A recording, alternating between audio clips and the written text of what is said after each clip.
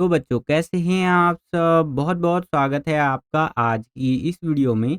आज का ये वीडियो क्लास 11th के बच्चों के लिए बहुत ज़्यादा ख़ास होने वाला है क्योंकि इस वीडियो में हम लोग देखने वाले हैं बच्चों क्लास 11th का जो आपका हिंदी का सब्जेक्ट है, हिंदी इलेक्टिव का, जिसे आप हिंदी ऐच्छिक विषय भी कहते हैं, इसका जो आपका फाइनल एग्ज़ाम होने वाला है 17 फरवरी को और 18 फरवरी को, ठीक है?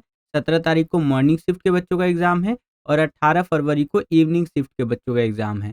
तो ये जो आपका एग्ज़ाम होने वाला है इसके लिए एक इम्पॉर्टेंट सैंपल क्वेश्चन पेपर इस वीडियो में हम लोग देखने वाले हैं बच्चों।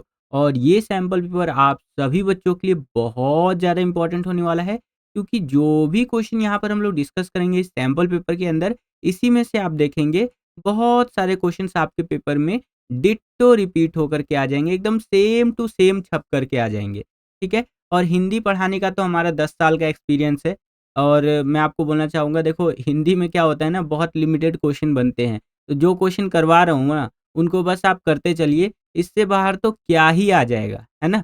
और आपको एक और चीज़ बताना चाहूँगा, ये हम लोग सैंपल पेपर कर ही रहे थे, इसका पार्ट 1 का वीडियो ऑलरेडी मैंने अपलोड कर दिया था। अभी तक आपने पार्ट 1 का वीडियो नहीं देखा है तो डिस्क्रिप्शन बॉक्स में आपको लिंक मिल जाएगा, वहाँ पर क्लिक करके पार्ट 1 का वीडियो देख लीजिएगा।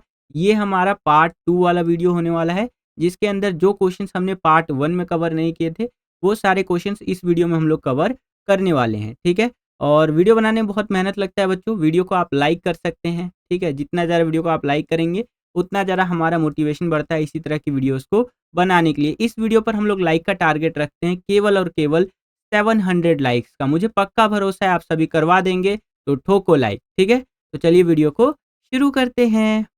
तो हम लोग आ गए हैं खंड ग के अंदर जहाँ पर हमारी जो पाठ्य पुस्तक है अंतरा और अंतराल इसके आधार पर प्रश्न पूछे जाएंगे। तो देखिए 8वां क्वेश्चन क्या कह रहा है कि निम्नलिखित पठित पद्यांश पर आधारित बहुविकल्पीय प्रश्नों के सर्वाधिक उपयुक्त विकल्प चुन करके लिखिए, ठीक है? तो यहाँ पर हमें ये पद्यांश दे दिया है, इसे हमें पढ़ना है और इस पर आधार पर मतलब जो हमसे क्वेश्चन पूछे जाएंगे उनका आंसर हमें लिखना है। तो कुछ इस तरह से ये हमारा पद्यांश दिया गया है कि खेलन में को काको गुस्सेया हरिहारे जीते श्री दामा बरबस ही कत करता श्रेया जाति पाति हम ते बह नाही नाही बस तुम्हारी छैया अति अधिकार जनावत याते जाते अधिकार तुम्हारे गया रुठिए करे तासों को खेलो के रहे बैठी जहाँ तह गवैया सूरदास प्रभु खेल्यो चाहत दाऊ दियो करी नंद दुहैया। ठीक है, तो इस तरह से करके आपका ये पद्यांश दिया गया है। अब इसके आधार पर देखिए पहला प्रश्न हमसे क्या पूछ रहा है कि खेलन में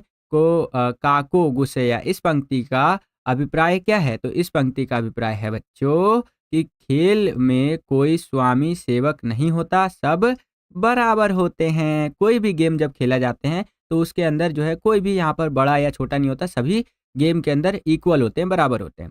अगला प्रश्न देखिए क्या बोल रहा है कि काव्यांश के अनुसार निम्नलिखित कथनों को ध्यानपूर्वक पढ़िए। तो चलिए ये पढ़ लेते हैं। पहला है सूरदास जी ब्रज भाषा के कवि है, तो यहाँ पर ठीक है जी, मान लेते हैं। अगला है हमारा कि सूरदास जी वात्सल्य रस जो सो कि इसके सम्राट कहे जाते हैं। तो वात्सल्य जो हमारा रस है बच्चों, उसके ये सम्राट कहे जाते हैं, तो ये भी बात बिल्कुल सही है, ठीक है।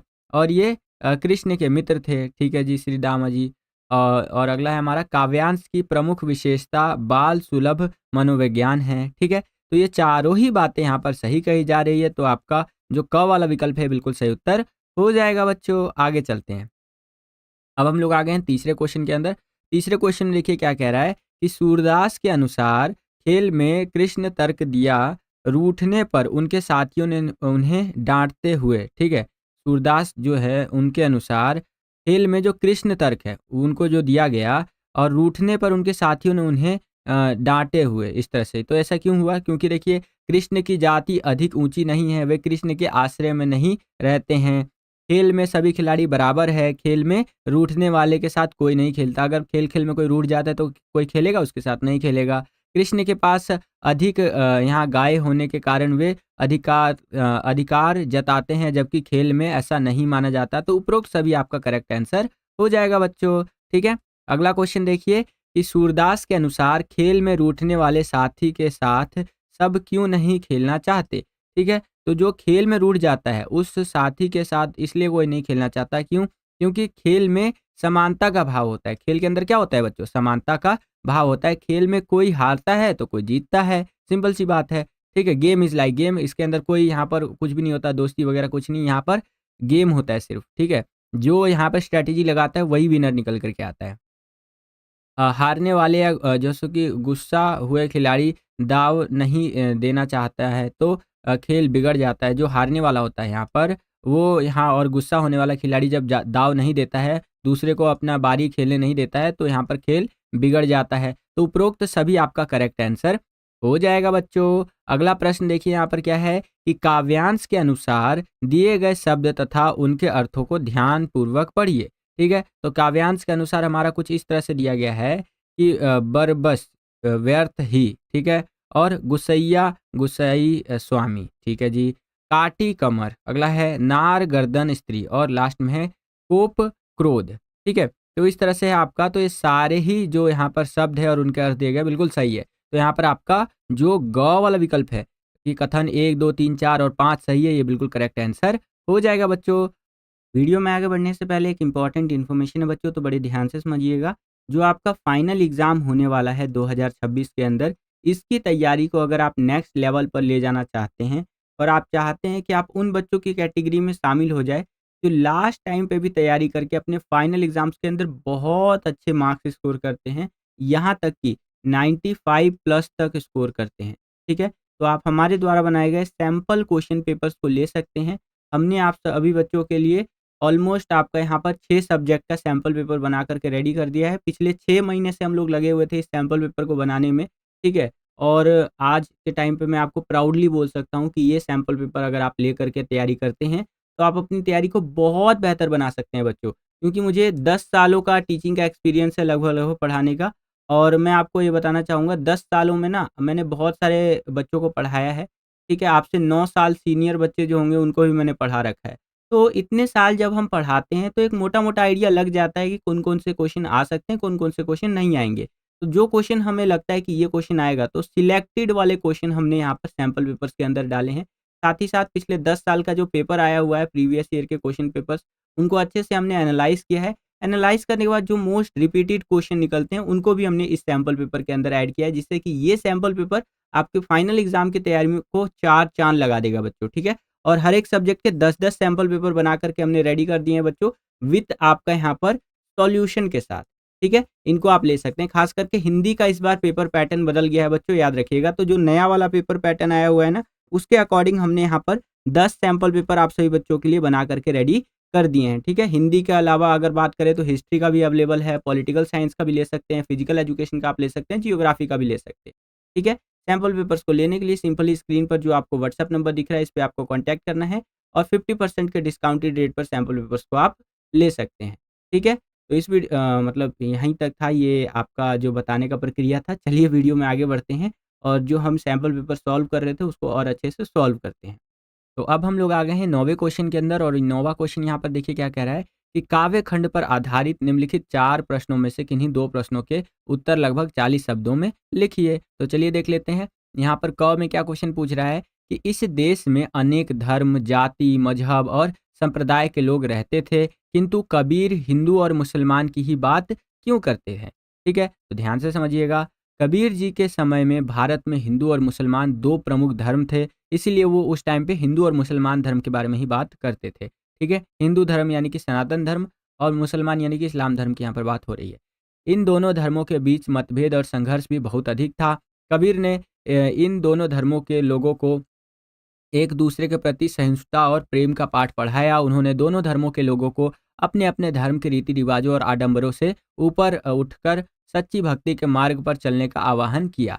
इसलिए कबीर ने हिंदू और मुसलमान की यहाँ पर ही बात वो करना चाहते थे, और इन दोनों धर्मों के लोग एक दूसरे के प्रति सद्भावना और प्रेम से रहे, यही कबीर जी चाहते थे। क्योंकि देखिए ये दोनों धर्मों के लोगों में काफ़ी जो है यहाँ पर दिक्कतें देखने को मिली उनको कि हाँ, ये लोग साथ मिल के नहीं रहते हैं। तो वो चाहते थे कि कहीं न कहीं हिंदू और इस्लाम धर्म जो है आपका, ठीक है? या सनातन और इस्लाम धर्म के जो लोग हैं, वो साथ मिल कर के रहे, ठीक है? यही कबीर की यहाँ पर सोच थी। तो इसलिए वो ये ज़्यादातर बात करते थे, और उनके टाइम पे यही 2 धर्म ज़्यादा ज़्यादा फ़ेमस थे। चलिए मतलब बहुत ज़्यादा प्रचलन में थे। अभी भी भाई सनातन धर्म और यहाँ पर अगर हम बात करें इस्लाम धर्म, तो सभी अपने-अपने रिलीजन को मानते हैं। ख़ैर, यहाँ पर ख में देखिए क्या क्वेश्चन है कि संध्या के बाद कविता में सामाजिक समानता की छवि की कल्पना किस तरह अभिव्यक्त हुई है, बताइए।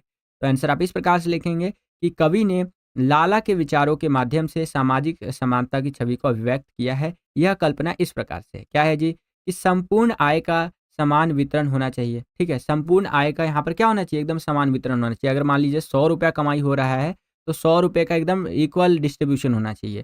ठीक है, कर्म के आधार पर आय व्यय का वितरण होना चाहिए, कर्म के आधार पर। ठीक है, सभी लोगों को मिलकर निर्माण कार्य करना चाहिए और सभी को सुंदर आवास, वस्त्र एवं भोजन मिलना चाहिए। लोग शोषण से मुक्त होने चाहिए और जन का श्रम जन में बढ़ जाना चाहिए। समझ रहे हैं? तो ये चीज़ आप लिखेंगे इस क्वेश्चन के अंदर कि यहाँ पर संध्या के बाद कविता में सामाजिक जो आपका समानता है उसकी छवि की कल्पना इस तरह से अभिव्यक्त की गई है। क्लियर है बच्चों कि भैया यहाँ पर सबको फेयर चीज़ें मिलनी चाहिए।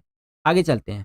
अगला क्वेश्चन देखिए, बादल को घिरते देखा है कविता में बादलों के सौंदर्य चित्रण के अतिरिक्त और किन दृश्यों का चित्रण किया गया है। ठीक है, बादलों को घिरते देखा है इस कविता में बादलों के सौंदर्य, सौंदर्य का मतलब होता है सुंदरता। ठीक है, तो उसका चित्रण और इसके अतिरिक्त किन दृश्यों का यहाँ पर चित्रण किया गया है। तो आंसर इस तरह से लिखेंगे आप कि कवि नागार्जुन जी ने इस कविता में बादल के सौंदर्य चित्रण के अलावा मानसरोवर झील में हंसों के आनंद पूर्वक क्रीड़ा करने, ठीक है, क्रीड़ा मतलब खेलना, खेलते हुए का, और बसंत ऋतु में चकवा चकवी पक्षी की प्रणय कलह, कस्तूरी मृग का उन्मत्त होकर कस्तूरी खोज, तथा गगन चूमती कैलाश पर्वत पर मेघा किन्नरियों के विलासपूर्ण जीवन का अत्यंत आकर्षक यहाँ पर वर्णन यहाँ पर इन्होंने किया है। किन्नरों के विलासितापूर्ण जीवन का भी सजीव चित्रण इन्होंने किया है। किसने? नागार्जुन जी ने। तो पूरा एकदम यहाँ पर वर्णन हमें देखने को मिलता है, पूरा डिटेल में इन्होंने बता रखा है और बहुत अच्छा चित्रण किया है बच्चों। ठीक है, आप चैप्टर को पढ़ेंगे ना तो आपको बड़ा मजा आएगा। ठीक है, चलिए अब घ में देखिए बच्चों, यहाँ पर क्या क्वेश्चन हमसे पूछ रहा है कि व्यवस्था को निरंकुश प्रवृत्ति से बचाए रखने के लिए उसमें हस्तक्षेप जरूरी है। ठीक है, कविता को दृष्टि में रखते हुए अपना मत दीजिए। तो देखिए, कोई भी व्यवस्था होता है, कोई भी सिस्टम होता है, उसको निरंकुश प्रवृत्ति से यहाँ पर अगर हमें बचाए रखना है तो उसमें हस्तक्षेप करना बहुत ज़्यादा जरूरी होता है बच्चों। ठीक है, बाकी अब कविता की दृष्टि से समझ लेते हैं। आंसर इस तरह से लिखेंगे कि यहाँ कवि श्रीकांत वर्मा जी बिल्कुल सही कहते हैं। यहाँ पर जो कवि हमारे श्रीकांत वर्मा जी है बच्चों, ये बिल्कुल सही कहते हैं। उनके अनुसार यदि हम शासन के मनमाने व्यवहार को राहते जाएंगे, ठीक है, और हस्तक्षेप नहीं करेंगे तो वह निरंकुश होती जाएगी और हमें उसके मनमाने व्यवहार को रोकने के लिए हस्तक्षेप करना ही पड़ेगा। हमारे हस्तक्षेप द्वारा शासन की नकेल कसी जा सकती है, क्योंकि शासन व्यवस्था को हमने बनाया है, इसलिए वो हमें जवाब देने के लिए बाध्य है। भैया शासन को बनाया किस लिए है? हमने बनाया है। डेमोक्रेसी वगैरह के अंदर आप देखेंगे तो शासन को बनाता कौन है? हम बनाते हैं। जैसे अभी दिल्ली में यहाँ पर इलेक्शंस हुए थे, तो दिल्ली में आपने देखा होगा कि आम आदमी पार्टी की सरकार हार गई, क्योंकि जनता को लगता था कि आम आदमी पार्टी की सरकार ने पिछले 10 सालों में काम नहीं किया है। ठीक है, तो शासक अगर हमारे हिसाब से नहीं चलेगा तो हम हटा सकते हैं, क्योंकि शासक को बनाया किसने है? ओवरऑल जनता ने ही तो बनाया है। तो यहाँ पर राजा, असली राजा कौन है? जनता है। समझ रहे हैं? और अगर हम यहाँ प्रेशर डालें तो शासक को जवाब देने के लिए बाध्य होना पड़ेगा, क्योंकि उसे हमने ही बनाया है और उसका कोई अधिकार नहीं है कि वह हमारे साथ मनमाना व्यवहार करे। वो हमारे साथ मनमाना व्यवहार नहीं कर सकता। वो राजा थोड़ी ना भैया, शासक है वो। और चुना किसने? हमने चुना है, हमने बनाया है। तो हमारे प्रति यहाँ पर आपको रहना पड़ेगा थोड़ा सा सॉफ्ट कॉर्नर में। ठीक है, थोड़ा सा क्या, पूरा सॉफ्ट कॉर्नर में रहना पड़ेगा। इसीलिए यहाँ बोला गया है कि व्यवस्था को निरंकुश प्रवृत्ति से बचाए रखने के लिए हस्तक्षेप करना जरूरी है बच्चों। आशा करता हूँ आपको समझ में आ गया होगा। वीडियो अगर आपको पसंद आ रहा है तो वीडियो को लाइक करते चलिए। जितना ज़्यादा वीडियो को आप लाइक करेंगे उतना ज़्यादा हमारा मोटिवेशन बढ़ता है बच्चों, इसी तरह की वीडियोस को बनाने के लिए। चैनल को अभी तक आपने सब्सक्राइब नहीं किया है तो सब्सक्राइब कर लीजिए। इसी तरह की वीडियोस हम आपके लिए लेकर के आते रहते हैं। जैसे ही आप चैनल को सब्सक्राइब करेंगे, बगल में आपको बेल का, घंटी, घंटा कुछ भी कह सकते हैं, उसका आइकन देखने को मिलेगा। उसको प्रेस करके ऑल पे क्लिक कर दीजिएगा, जिससे कि जो भी हम नया वीडियो अपलोड करें उसका नोटिफिकेशन सबसे पहले आपके फ़ोन पर आ जाया करे और आपकी जो तैयारी एग्जाम्स के लिए वो और भी बेहतर से बेहतर तरीके से हो सके। अब हम लोग आगे हैं 10वें क्वेश्चन के अंदर। यहाँ पर 10वां क्वेश्चन देखिए क्या है कि निम्नलिखित काव्यांश में से किसी एक काव्यांश की सप्रसंग व्याख्या कीजिए। ठीक है, तो दो आपको यहाँ पर काव्यांश दे दिया है और दोनों में से किसी एक का आपको सप्रसंग व्याख्या करना है। तो ये बालम आवे हमारे गेहरे, इसका मैंने लास्ट जो सैंपल पेपर अपलोड किया था, यानी कि सैंपल पेपर नंबर 1, उसका अंदर मैंने इसका सप्रसंग व्याख्या करके आपको बताया था। और यहाँ पर जो अब ये दे रखा है इसका मैं आपको सप्रसंग व्याख्या करके बता देता हूँ, ठीक है। तो सप्रसंग व्याख्या करने से पहले काव्यांश को पढ़ेंगे, जो कि बहुत मजेदार तरीके से हम लोग यहाँ पे पढ़ने वाले हैं कि वैसे हम स्वजन हैं, करीब है बीच की दीवारों के, दोनों ओर क्योंकि हम पेशेवर गरीब है। रिश्ते हैं लेकिन खुलते नहीं, और हम अपनी खून में इतनी भी लोहा नहीं पाते कि हम की हम उससे एक नाली बनवा पाए और भाषा के भुन्नासी तालों को खोलते हैं। तो इस तरह से करके आपका ये काव्यांश दिया गया है बच्चों। अब देखिए यहाँ पर हमें कैसे करना है इसका सप्रसंग व्याख्या, मैं आपको बिल्कुल बेसिक से समझा देता हूँ। सप्रसंग व्याख्या करने के लिए कि स्टार्टिंग की आपको थोड़ी सी लाइन ले लेनी है और लास्ट की लाइन ले लेनी है और बीच में डैश डैश डैश डाल देना है, ठीक है। तो स्टार्टिंग की लाइन ले ली मैंने कि वैसे हम स्वजन, ठीक है, और लास्ट में लिख लिया डैश डैश डैश तालों को खोलते, इस तरह से यहाँ पर है ना, तालों को खोलते, ये ले लिया। अब सप्रसंग व्याख्या करने के लिए ना दो चीज़ें आपके पास जरूरी होनी चाहिए। पहला कि भैया आपने बहुत ज़्यादा पढ़ रखा हो और आपको हर कविता हर चैप्टर के बारे में नॉलेज है और आप इजीली वहाँ पर सप्रसंग व्याख्या कर सकते हैं। दूसरा, आप हमारी सैंपल पेपर की वीडियो से प्रैक्टिस करते रहिए, मैं ज़्यादा से ज़्यादा आपको सप्रसंग व्याख्या करवाऊंगा, जिससे कि ओवरऑल आपकी वैसी प्रैक्टिस हो जाएगी और आपका एग्जाम अच्छा जाएगा बच्चों, ठीक है। तो दोनों में से कोई एक ऑप्शन कर सकते हैं। तो यहाँ पर हमने ये लिख लिया, शुरुआत की लाइन, बीच में डैश डैश डैश, इस तरह से लाइन खींच दिया और ताले को खोलते हैं, ठीक है, ये कर दिया। अब आ जाइए यहाँ पर स्टार्टिंग में संदर्भ। प्रस्तुत पंक्तियाँ कक्षा 11 के हिंदी की किताब जो अंतरा है इसके काव्य जो आपका घर में वापसी से अवतरित है, जिसके कवि सुदामा पांडे धूमिल जी है, ठीक है। तो ये हमारा संदर्भ हो जाएगा इस के संदर्भ में जो सप्रसंग व्याख्या हम लोग कर रहे हैं। फिर प्रसंग में आ जाइए। प्रसंग में क्या है कि ओवरऑल हमें कंक्लूजन लिख देना है कि इसके अंदर क्या बताया गया है। तो देखिए, प्रस्तुत पंक्तियों में कवि धूमिल एक गरीबी से जूझते परिवार का चित्र खींचते हैं, जहाँ गरीबी आपसी रिश्तों में बाधक है। कविता के या कवि के अनुसार गरीबी रिश्तों की गर्माहट को महसूस ही नहीं होती, ठीक है। और बस अपना बात को आगे बढ़ाते हुए कवि कहते हैं कि प्रस्तुत पंक्तियों में ये कवि बताना चाहते हैं कि यद्यपि हमारा परिवार गरीब है, फिर भी हम स्वजन हैं, अर्थात हम करीबी रिश्तेदार हैं, हमारे रिश्ते मधुर है। आज भी गरीबी होने के बावजूद हम सभी में आत्मीयता बनी हुई है, परंतु फिर भी हमारे रिश्तों के बीच गरीबी की दीवार है। तो इस तरह से यहाँ पर व्याख्या आपको करते हुए चलना है, ये आप अपनी स्क्रीन पर देख सकते हैं, ठीक है। तो यहाँ तक आपका ये प्रसंग था, यहाँ तक, ठीक है, जिसके अंदर ओवरऑल कंक्लूजन बताया और उसके बाद व्याख्या करते रहना है आपको। व्याख्या के अंदर क्या होता है पूरे डिटेल में बता दीजिएगा कि इस कविता के अंदर, इस पाठ के अंदर क्या दिया गया, सारी चीज़ें आपको डिटेल में यहाँ पर बताते हुए चलना है। जितना भी आपको कुछ पता है वो बता दीजिएगा। लास्ट में आता है हमारा साहित्य सौंदर्य, ये लिख देना है आपको साहित्य सौंदर्य, और उसमें लिख दीजिएगा भाषा, छंद, गुण, अलंकार, ये क्या क्या प्रयोग हुआ वो सारा आप लिख सकते हैं। जैसे भाषा देशज और शब्दों से युक्ति खड़ी बोली है, ठीक है।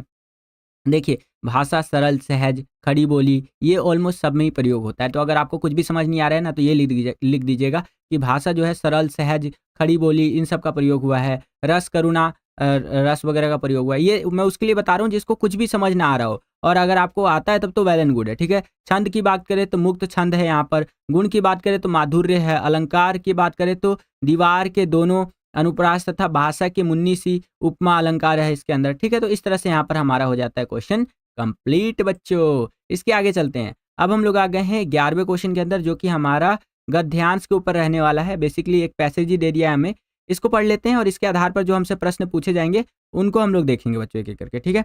तो आपका ये गद्यांश की स्टार्टिंग की लाइनें कुछ इस प्रकार से है कि अमीना ने छाती पीट ली, यह कैसा बेसमझ लड़का है कि दोपहर हुआ है कुछ खाया न पिया, लाया क्या चिमटा, सारे मेले में तुझे और कोई चीज़ न मिली, तो जो यह लोहे का चिमटा उठा लाया। हामिद ने अपराधी भाव से कहा, तुम्हारी उंगलियों तवे से जल जाती थी, इसलिए मैंने उसी लिए बुढ़िया का क्रोध तुरंत स्नेह में बदल गया, ठीक है। तो उसने बोला कि भैया तुम्हें कुछ मेले में और कोई चीज़ नहीं मिला, तुम यही उठा करके ले आए हो, ठीक है। तो जो वो बोला यहाँ पर हामिद, ये देखिए आपकी जो हथेलियाँ थी वो जल जाती थी, इसलिए मैं यहाँ पर ये लेकर के आ गया हूँ ताकि आपका ये जले ना और आप इजीली यहाँ पर सारी चीज़ें कर पाओ, ठीक है।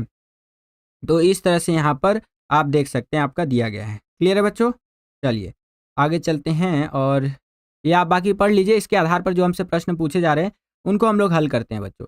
तो इसके आधार पर यहाँ पर पहला क्वेश्चन देखिए बच्चों, हमसे क्या पूछ रहा है कि सारे मेले में तुम्हें कोई और चीज़ नहीं मिली, चिमटा उठा लाए, यह कथन किसके द्वारा कहा गया? तो ये कथन कहा गया बच्चों अमीना के द्वारा। किसके द्वारा कहा गया बच्चों? अमीना के द्वारा। हमें स्टार्टिंग की लाइनों में ही पता चल गया था, अमीना ने छाती पीट लिया, यहीं से हमें आइडिया लग गया कि इनके द्वारा ये बातें बोली जा रही है। नेक्स्ट क्वेश्चन, अध्याय के अनुसार निम्नलिखित कथनों को ध्यानपूर्वक पढ़िए। तो अध्याय के अनुसार जो कथन दिए गए हैं उसको हमें ध्यान से पढ़ना है, तो पढ़ लेते हैं। पहला, हामिद लोहे की दुकान पर जाकर रुक जाता है। ठीक है, तो ये बिल्कुल सही बात बोल रहा है। हामिद जो है लोहे की दुकान पर जाकर के क्या होता है? रुक जाता है। हामिद द्वारा रुस्तमे हिंद शब्द अपने चिमटे के लिए प्रयुक्त किया गया है, जिसका अर्थ होता है था खिलौने का बादशाह। ये खिलौने का बादशाह है, क्योंकि नॉर्मल खिलौना तो 1-2 दिन में टूट जाएगा, लेकिन ये ऐसा खिलौना है जिससे कि जो यहाँ पर वो है, वो अमीना उनकी मदद भी हो जाएगी और जो है यहाँ पर मैं इससे खेल भी पाऊँगा। क्लियर है बच्चों?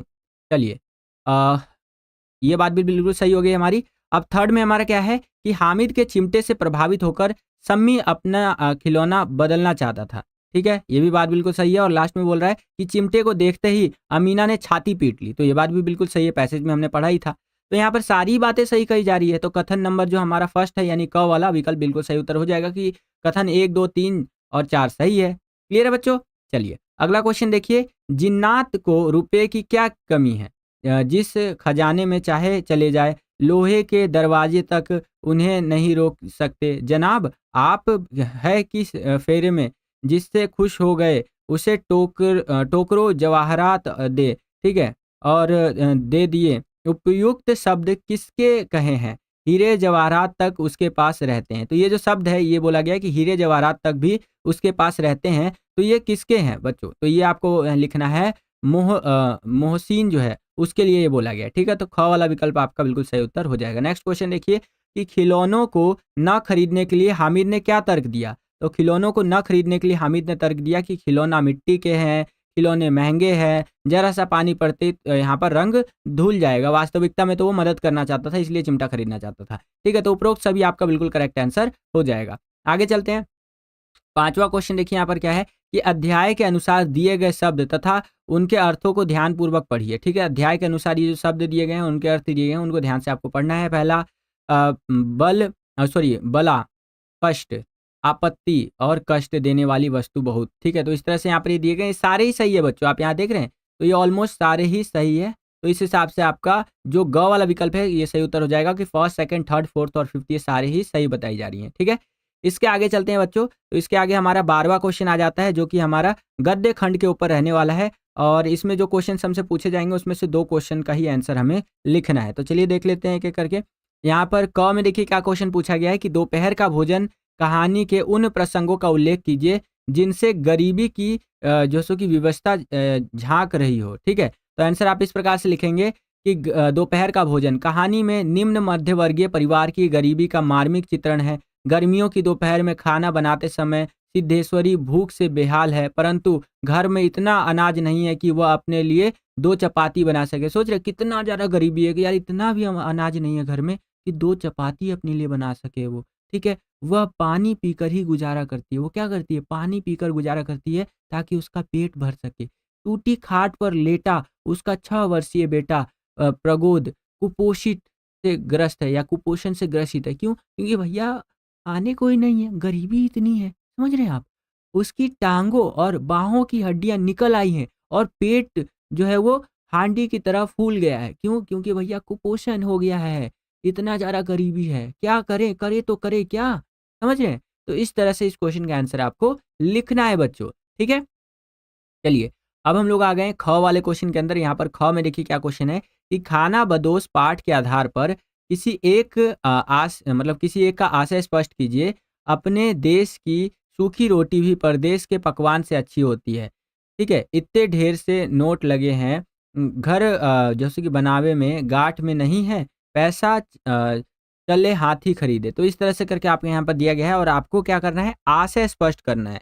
तो चलिए जी यहाँ पर आशय स्पष्ट करके हम बता देते हैं कि इसका आशय क्या है जो यहाँ पर बातें बोली जा रही है। तो आंसर इस तरह से लिखेंगे, मनुष्य जहाँ पैदा होता है ना वही उसका देश है, और वहाँ पर यदि उससे पकवान की जगह पर साधारण खाना भी मिले तो वह भी अच्छा होता है। ठीक है, जाहिर सी बात है आप जहाँ पर पैदा हुए हैं वो आपके लिए one of the best place है, क्योंकि आपका शरीर वहीं के लिए सूटेबल है। ठीक है, मैं ये बात नहीं कर रहा हूँ कि मान लीजिए हम अमेरिका घूमने गए और वहाँ पे आप जैसे कि 2 कपल जो है या एक हस्बैंड वाइफ मान लेते हैं कि वो अमेरिका घूमने गए और अमेरिका में उनके बच्चे का जन्म हो गया, तो वही उनके लिए परफेक्ट है। नहीं, जहाँ की नागरिकता है उनके पास, वहाँ उनका बच्चा जब जन्म लेता है, जिस स्थान पे वो रहते हुए आए सालों से, और उनका बच्चा जब वहाँ जन्म लेता है, तो उस बच्चे के जेनेटिक्स, उस बच्चे के सारी चीज़ें उस एनवायरनमेंट के अकॉर्डिंग होते हैं, समझ रहे हैं? तो इसीलिए ऐसा कहा जाता है कि जहाँ हम पैदा होते हैं उस देश के अंदर जो हमारा पकवान मिलता है, ठीक है? मतलब अगर हमें साधारण खाना भी मिल रहा है, एकदम छप्पन भोग नहीं मिल रहा है, तो भी हमारे लिए अच्छा है। अर्थात जहाँ मनुष्य बचपन से रहता आया है,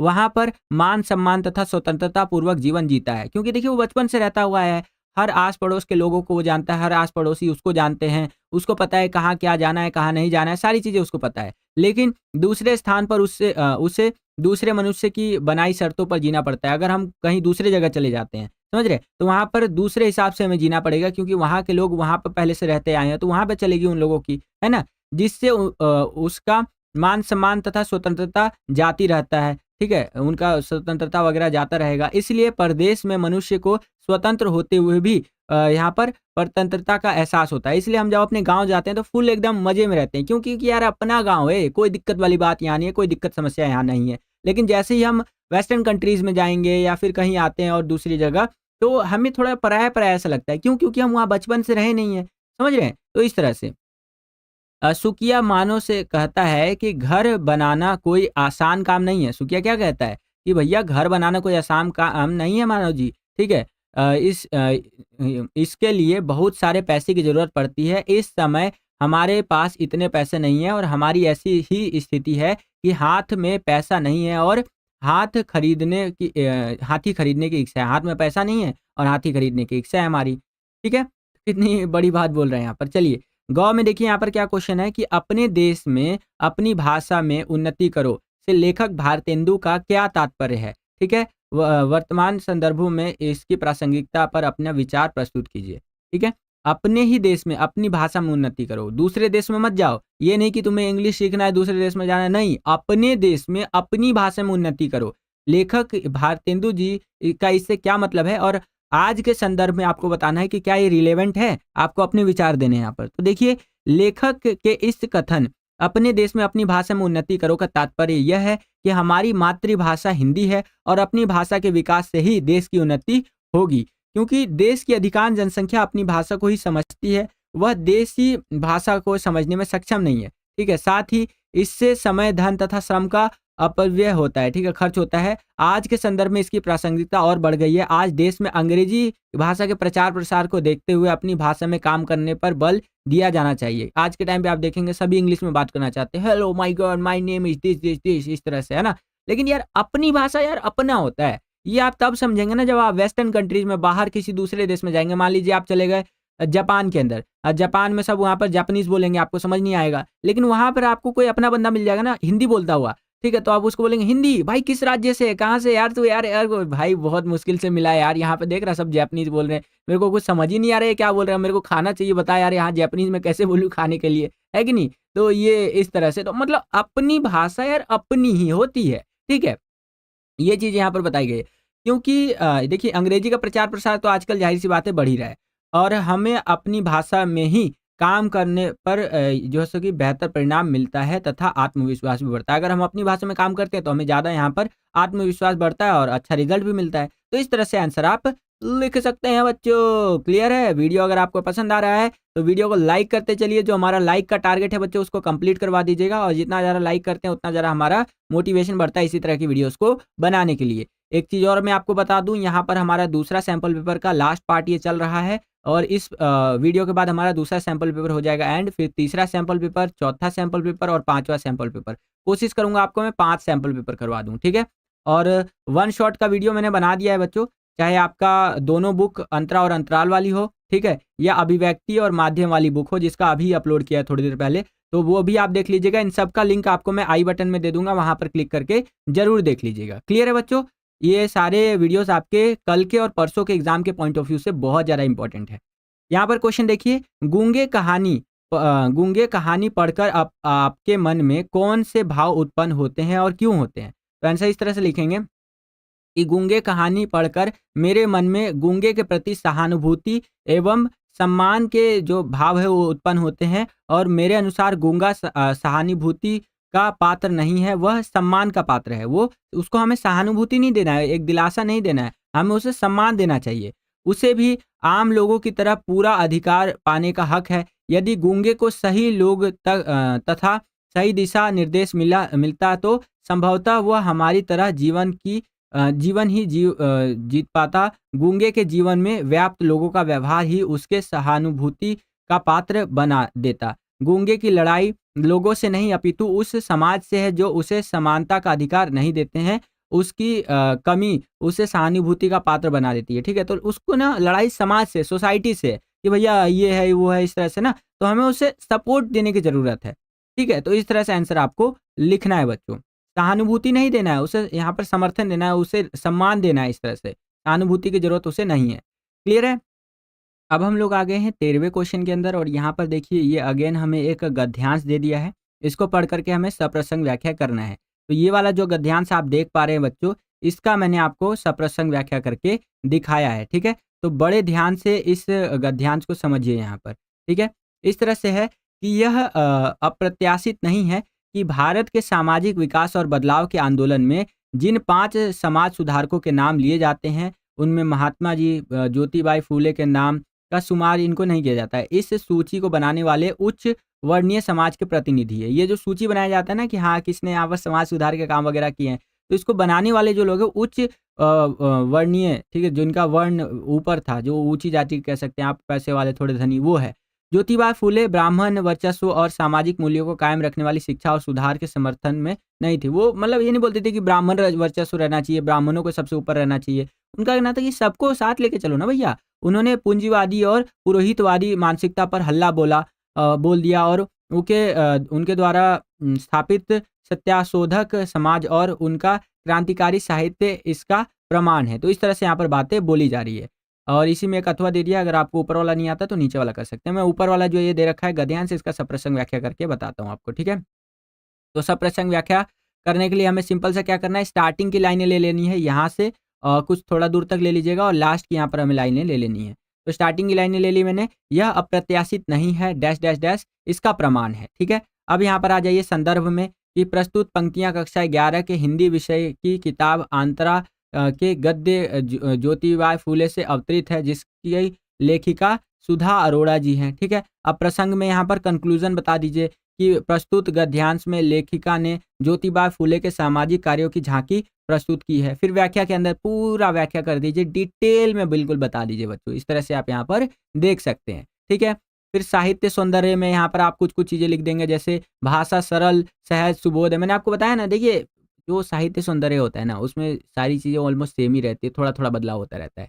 थोड़ा थोड़ा अगर आपका ये बदल गया कविता वगैरह, चैप्टर वगैरह, तो उसके अकॉर्डिंग थोड़ा थोड़ा बदल जाएगा, बाकी ओवरऑल सेम रहता है। भाषा जो है खड़ी बोली का प्रयोग किया गया। चित्र की बात करें तो उच्च वर्णीय लोगों द्वारा ज्योतिबा फूले की उपेक्षा की झलक मिलती है। ज्योतिबा फूले द्वारा समाज सुधार के लिए किए गए प्रयासों का उल्लेख हमें देखने को मिलता है। व्यंग्यात्मक शब्दों की यहाँ पर बहुलता है, बहुत ज़्यादा व्यंग कसा है ज्योतिबा फूले ने। ठीक है, समाज के उन उच्च वर्गों या उच्च वर्णों के ऊपर शैली विषयानुकूल व प्रभावशाली है और रोचक है। ठीक है, तो इस तरह से आंसर आप लिख सकते हैं बच्चों। वीडियो पसंद आ रहा है तो वीडियो को शेयर भी करते रहिए अपने सभी दोस्तों में, ताकि ज़्यादा से ज़्यादा जो बच्चे हैं वीडियो देख करके अपना एग्जाम अच्छे से दे के आ पाए। देखिए, किसी बच्चे को अगर आप ये वीडियो शेयर करते हैं, उसको फ़ायदा हुआ बच्चे को, तो डेफिनेटली आपको ब्लेसिंग्स ही देगा, है ना। तो हमें ब्लेसिंग्स ज़्यादा से ज़्यादा लेनी चाहिए।